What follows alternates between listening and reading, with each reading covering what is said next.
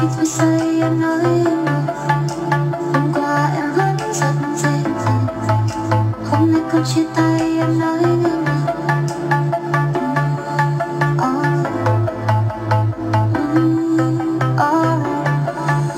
hôm qua nắng gắt, hôm nay là mưa rơi, không phải thời tiết mà ai bên nhau thế, đời thành sao lại không phải đến từng ngày yêu thương nhau ghê.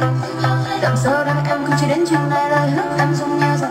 Sorry sao cần tác dụng, anh có thể yêu bằng cả lý trí nhưng không thể yêu bằng lòng tin nặng. Hôm nay đây sông thì không giờ lạ, gió thì không có hát, anh thua và đam mê thì không chỉ sắc, thì không thể chắc em phải chơi được anh.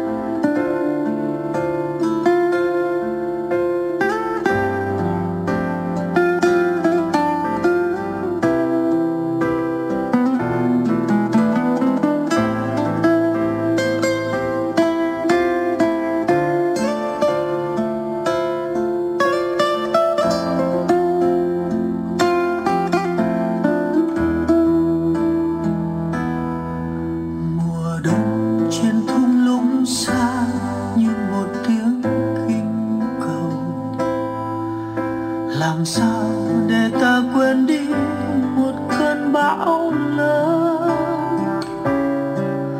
Em hỡi nếu mong đẹp có thế thôi, xin hãy giữ lại phút giây sau cùng. Tình yêu rồi đây sẽ như cơn mộng dở dang.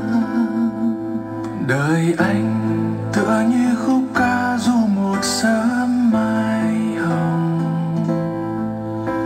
Làm sao để cho bờ mi đừng quên nước mắt? Anh nhớ đến một hạnh phúc lứa đôi, xin hãy giữ trọn cánh chim phương trời. Người ơi đừng nên dối gian cho lòng nát tan. Đường mây giờ đây xa vắng dấu chân địa đàng.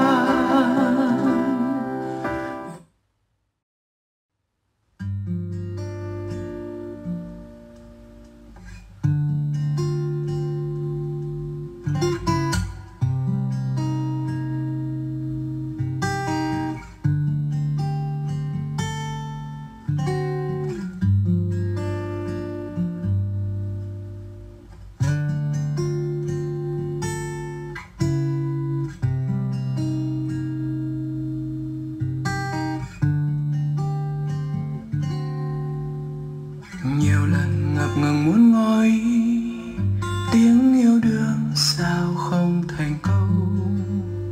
Sợ rằng đường về không còn xa, để bên em anh đưa lối về. Nhiều lần trộm nhìn em thật lâu, nét thơ ngây chưa vương sầu lấy. Nàng đẹp tựa ngàn muôn ánh sao, dịu dàng mong manh em xinh như cánh hoa đào.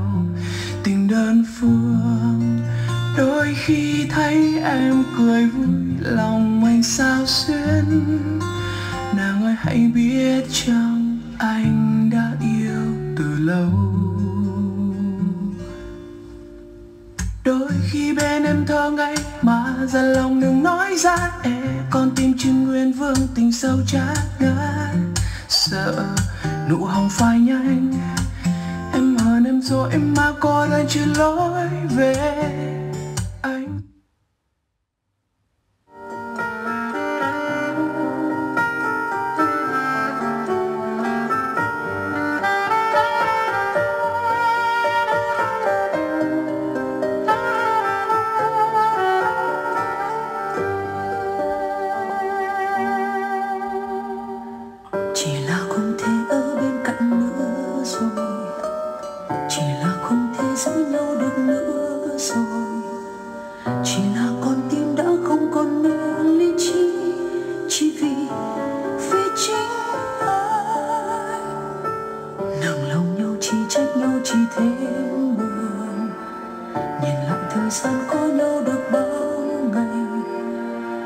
là chia tay để cho cả hai giải thoát, để chúng ta không còn nợ nhau.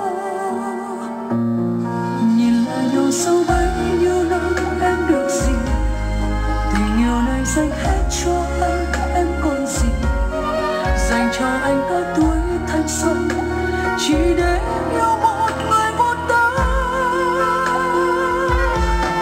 Trái tim này đã chết theo ngày tháng, chết theo thời gian in hằn trong quá khứ. Giấc mơ này đã vỡ tan thật rồi, để em rời xa vậy sẽ là tốt hơn. Em sẽ tìm quên trong những đêm lạnh giá, em sẽ tìm ra cho mình một lối thoát. Chính em sẽ đau, sẽ khóc trong vô vọng, chính em sẽ xóa ký ức của ngày xưa.